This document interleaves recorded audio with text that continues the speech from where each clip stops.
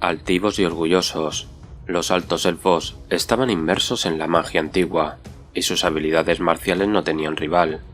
Durante miles de años, gobernaron la vasta isla continente de Ulthuan, algunas veces compitiendo entre sí por el poder, pero siempre unidos en caso de invasión.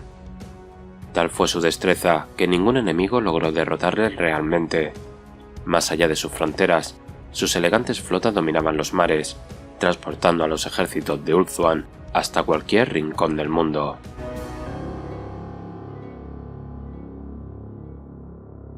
Cuando los ancestrales llegaron al mundo, crearon primero a los Slann y a los hombres lagarto, como custodios de su nuevo dominio.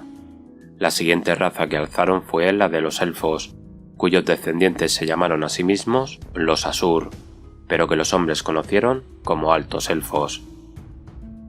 Confiados en su propia superioridad, los altos elfos se consideraban los legítimos herederos del mundo después de que los ancestrales se fueran. En el mejor de los casos, los altos elfos veían a las razas más jóvenes con condescendencia y en el peor, con rotundo desprecio.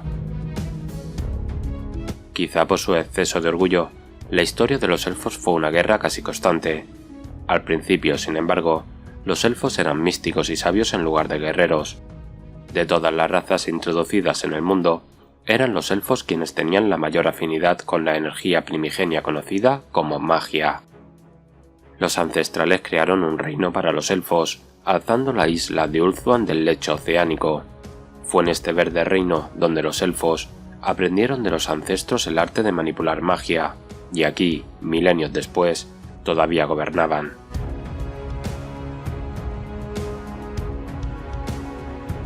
Los miles de años desde que Ulthuan fue creado no han sido un camino de rosas para los elfos.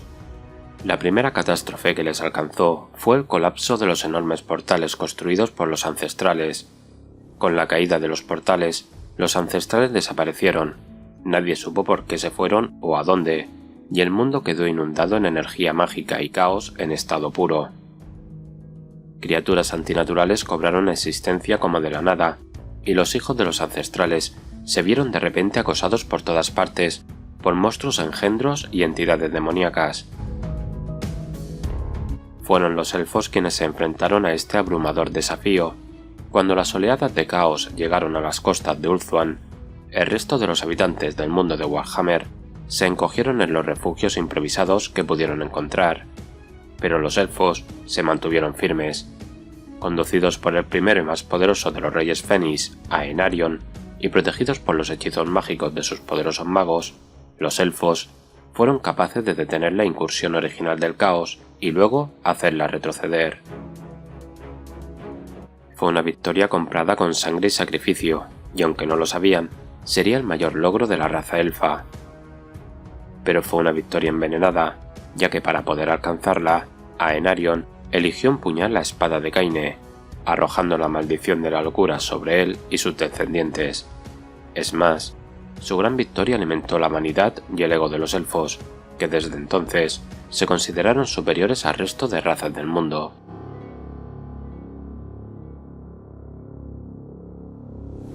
A partir de entonces, la historia de los altos elfos fue una constante batalla. Solo 3 de los reyes Fénix que gobernaron a los altos elfos murieron pacíficamente, el resto cayó en batalla, se suicidaron desesperados o fueron víctimas del filo de un asesino. Muchas de las guerras en las que han luchado los altos elfos se comportaron de forma valiente y noble, ya que siempre han sido el oponente más activo contra las fuerzas del caos, pero también hubo muchas ocasionadas por el orgullo y la arrogancia. Las más insidiosas fueron las guerras civiles que dieron a luz al reino de los elfos oscuros, una lucha que continuó hasta el fin del mundo y que duró miles de años, consumiendo innumerables legiones a lo largo de la historia. Estas guerras forjaron una raza muy diferente a la de místicos y sabios que conocían los ancestrales.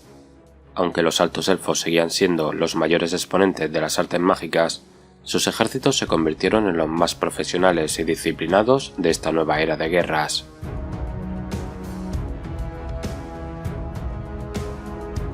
Todos los altos elfos aprendían a usar armas a una edad temprana.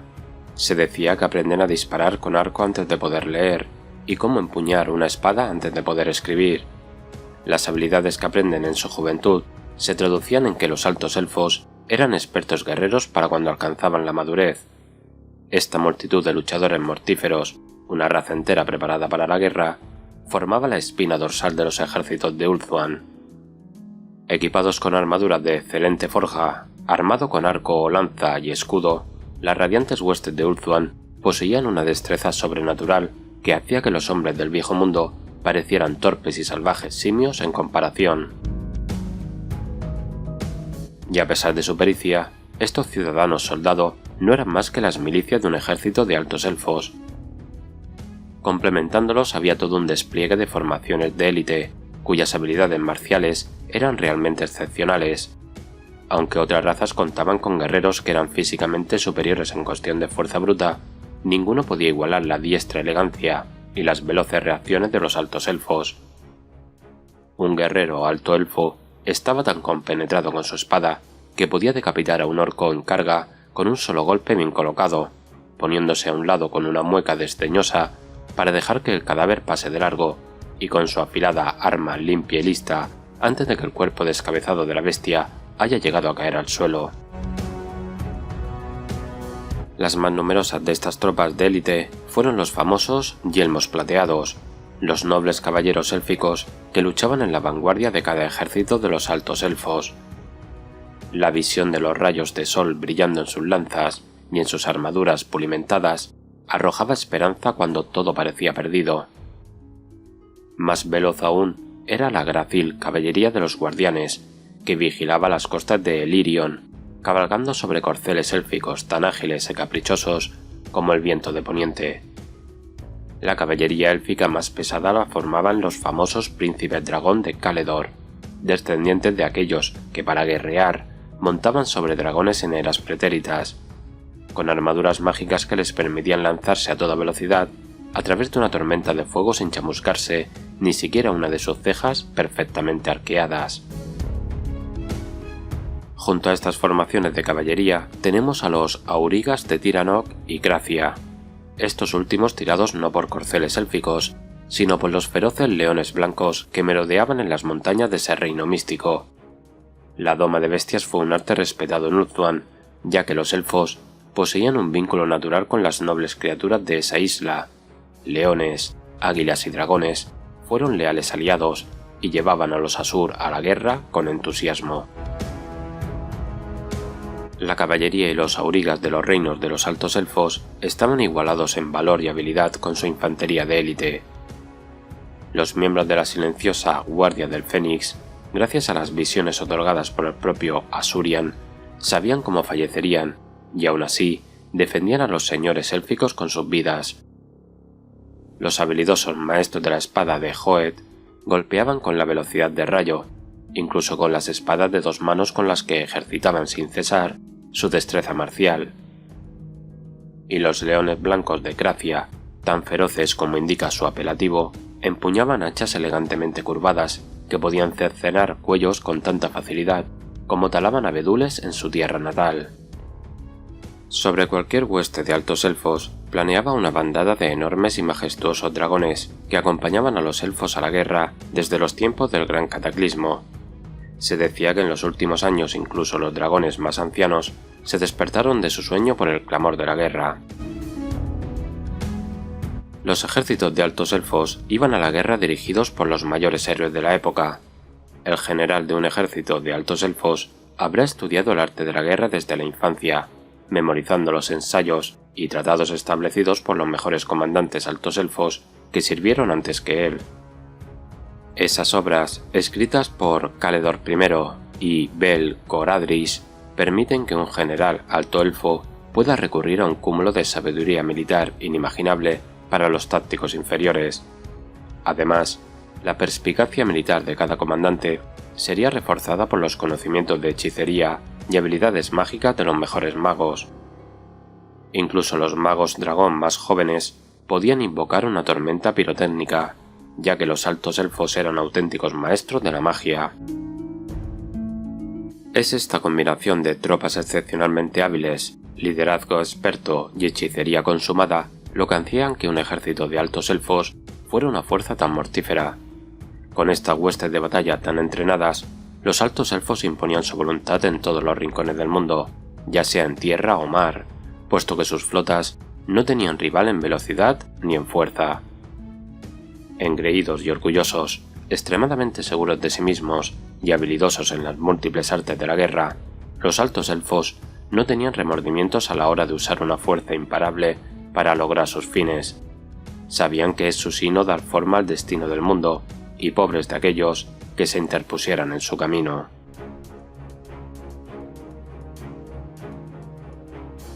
La isla continente de Ulthuan estaba situada en el gran océano del oeste, entre el Nuevo y el Viejo Mundo. Estaba dividida en varios reinos independientes de altos elfos, y la gobernaba el rey Fenris y su consorte, la Reina Eterna. Ulthuan fue una tierra de montañas de blancos picos y de mortíferas bestias mágicas, contra las que los altos elfos afinaban su excelencia marcial. Las dispersas energías mágicas que impregnaban el mundo acababan siendo atraídas hacia Ulthuan como el agua en un remolino. Allí formaban un vórtice invisible gracias a la red de piedras levantadas por Caledor Domadragones, una red que culminaba sobre la isla de los muertos, donde era drenada del mundo. De esta forma, Ulthuan extraía las energías maléficas del mundo, evitando que la oleada de magia que vomitaban los portales rotos en los polos del mundo dominase el plano material y arrojase al mundo a un hirviente reino del caos.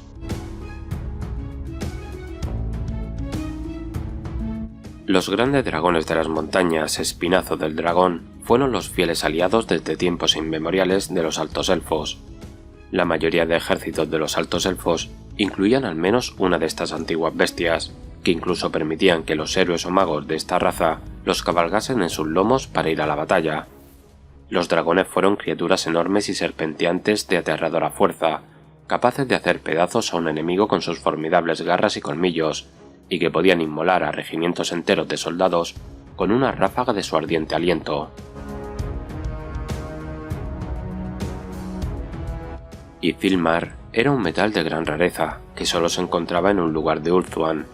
Su nombre significa plata del cielo, ya que se decía que el metal era tan ligero como el cielo y tan lustroso como la plata pulida. Los altos elfos empleaban Ithilmar para forjar armaduras y armas que eran más resistentes que el mejor acero, pero aún así poseía una extraordinaria flexibilidad y eran más livianas.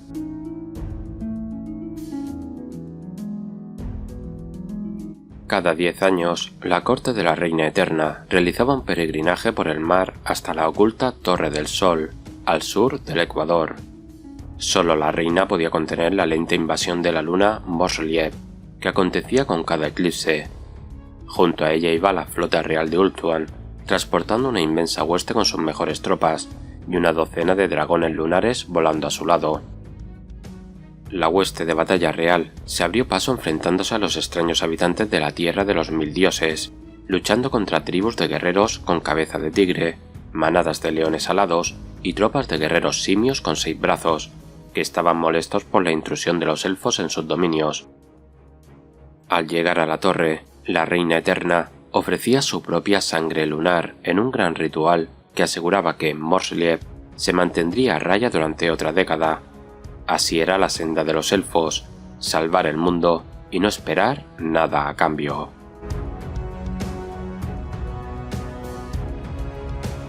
Entre los altos elfos, los nombres de Tirion y Teclis se susurraban respetuosamente. La fama de estos gemelos se extendía por todo Ulthuan y más allá. Nacidos en una de las familias más antiguas de Ulthuan, estos hermanos podían trazar su linaje hasta Aenarion el Maldito, el primero y más poderoso de los reyes Fenris de Ulthuan. Su destino sería conseguir gestas poderosas y dar forma al destino de los reinos. El príncipe Tirion fue el mayor guerrero de los altos elfos desde los tiempos de Aenarion. Fue tan valiente y hábil que los bardos de Ulthuan cantaban que era Aenarion renacido, una historia a la que se daba crédito lejos de las costas de Ulthuan. Desde la meteórica ascensión a la fama de Tirion, muchos susurraron que su destino era liderar a los altos elfos hacia un glorioso futuro, y tal vez tomar un día la corona del Fénix.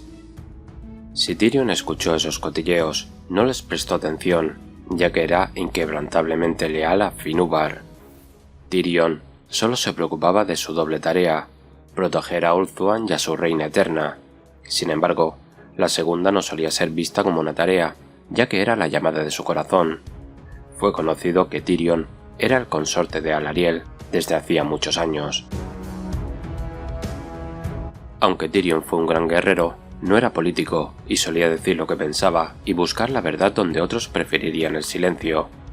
Si no fuera por su linaje e historial de batallas, los nobles que se consideraban más inteligentes y sutiles que él le hubieran condenado al ostracismo, pero, siendo quien era, nadie quería desafiar directamente a quien alejó al demonio Enkari del Templo del Fénix, mató a Urian Hoja Envenenada en la llanura Finúbal e hizo huir a la horda de criaturas Skaven de Criskel con la única ayuda de su noble corcel, Malandir.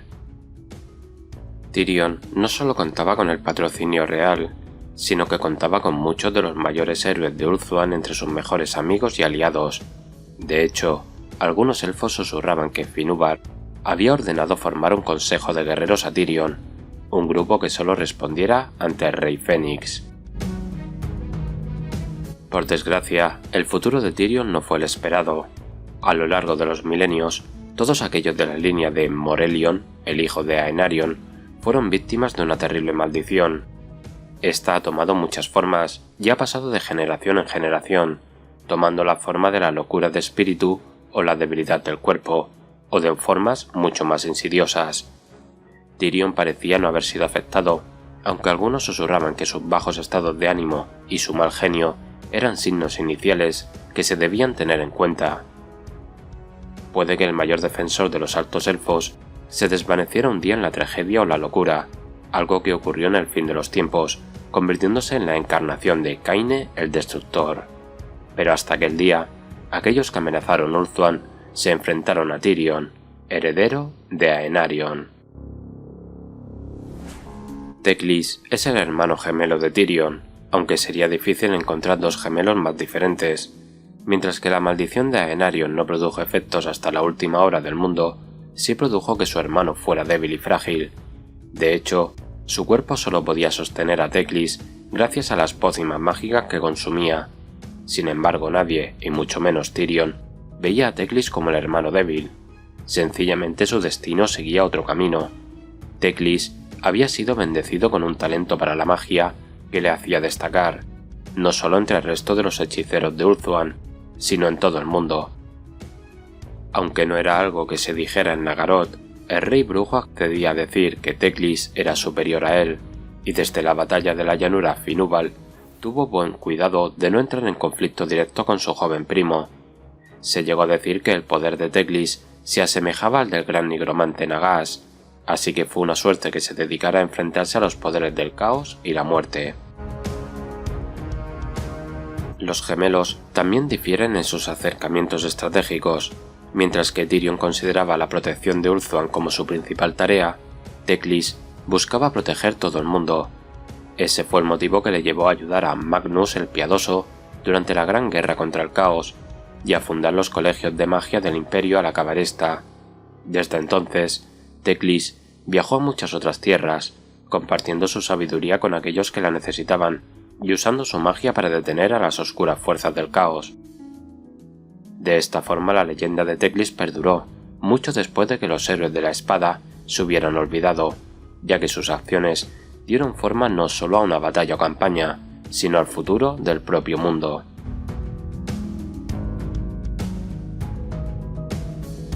Eltarion el Implacable fue uno de los señores élficos más importantes. En muchas ocasiones hizo cosas que se creían imposibles. Eltarion fue el primer general de Ulthuan que se atrevió a atacar la misma Nagaron, y vivió para contarlo, y él derrotó definitivamente el Wa Grom. Por el valor mostrado en esa batalla, Eltarion fue nombrado guardián de Toribrese, y aunque fue un regente duro, las gentes de esa bella ciudad lo veneraban. En sus primeros años de gobierno, Eltarion estuvo tan ocupado erradicando a los Pieles Verdes de sus dominios como reparando el entramado de monolitos. Para la primera tarea, el Tarion contó con los nobles del reino, reunidos bajo su pabellón con un entusiasmo desconocido durante muchas generaciones. Para la segunda, buscó la ayuda del señor del conocimiento Belanner. Aunque el Tarion había estabilizado el monolito de Tor y Brese, creía que la buena fortuna y no el buen criterio habían guiado su mano, y no quería ver Ulthuan destruida por su mala suerte ni su imprudencia. Una vez su reino estuvo seguro, el Tarion llevó su ira al otro lado del océano, pero no a las orillas heladas de Nagaroth en el oeste, sino al este, a las tierras del Viejo Mundo y más allá. Ibrese había resistido a duras penas un Wa, y el Tarion juró que ningún otro alcanzaría las costas de Ulthuan. A lomos de su grifo ala de tormenta, el Tarion azotó las tierras yermas como un vendaval de espadas, masacró caudillos y desbandó a sus ejércitos, derribó fortalezas orcas que habían sobrevivido a terremotos, cruzadas de Bretonia y a la venganza de los enanos, pero siempre parecía haber más pieles verdes a los que combatir. Finalmente el Tarion se dio cuenta de lo que ocurría.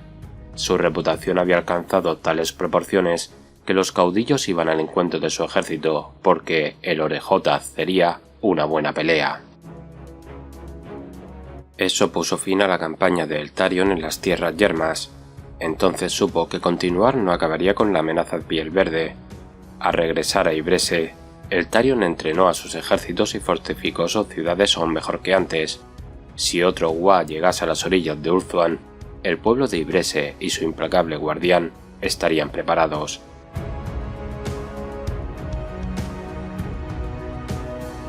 Según se cuenta, el pueblo de Nagarite eligió a Alit Anar como gobernante tras la huida de Malerion al oeste. Él era el último de una gran estirpe. Sus ancestros habían muerto asesinados por los esbirros del rey brujo. En esos días aún quedaban elfos oscuros ocultos en Ulthuan, y Alit Anar se cobró venganza erradicándolos.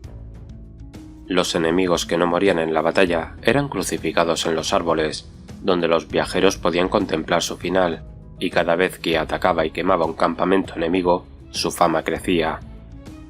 Después de la batalla del Paso del Grifo, Alit Anar capturó a 700 elfos oscuros y mandó clavarlos a los acantilados blancos que presidían el Valle Angosto, donde se les dejó morir. Los cadáveres siguieron allí colgados durante años hasta que su carne se pudrió y los huesos quedaron apilados junto al camino. Mucho tiempo después, aún podían verse estos huesos y las marcas rojas que dejaron sobre los acantilados los clavos de hierro. Años más tarde, Alit Anar llevó a sus guerreros más allá de Nagarite, contra las fortalezas recién edificadas de Nagaroth. Los sombríos pronto se convirtieron en la pesadilla del rey brujo. Atacaban sus bajeles, emboscaban a sus soldados y saqueaban sus caravanas. Los sombríos se atrevían a cualquier cosa. Se decía que Alit Anar, disfrazado, bailó con Morathi en la corte del rey sombrío antes de robar la piedra de la medianoche de su tesoro. Fuera de sí, Morathi envió elfas brujas para darle caza, pero él las engañó para que bebiesen sangre emponzoñada, y así pudo regresar a Ulthuan, donde sus guerreros le reconocieron como el rey sombrío. Nadie sabía del destino final de Alit Anar. Los sombríos creían que aún vagaba por el mundo, como un espíritu vengador incansable.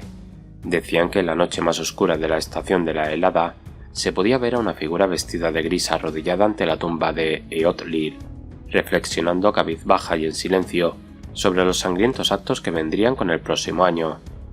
Otros altos elfos se burlaban de esos cuentos, pero había pocos entre ellos que no deseaban que alguien los desmintiera.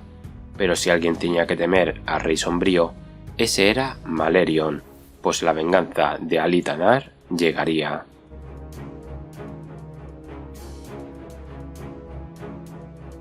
El ejército de altos elfos es muy fácil de jugarlo en AOS, ya que los altos elfos tienen un ejército que es su evolución natural. Tyrion y Teclis son los abanderados de los Luminet, elfos rescatados del vientre de Slanes, que este dios del caos devoró sus almas después de destruir el mundo. Los dos héroes rescataron las almas de aquellos elfos y replicaron su antigua civilización, uniéndola a los espíritus de la montaña, río, viento y cenit. De momento en Age of Sigmar tenemos a Teclis y guerreros de la montaña y viento.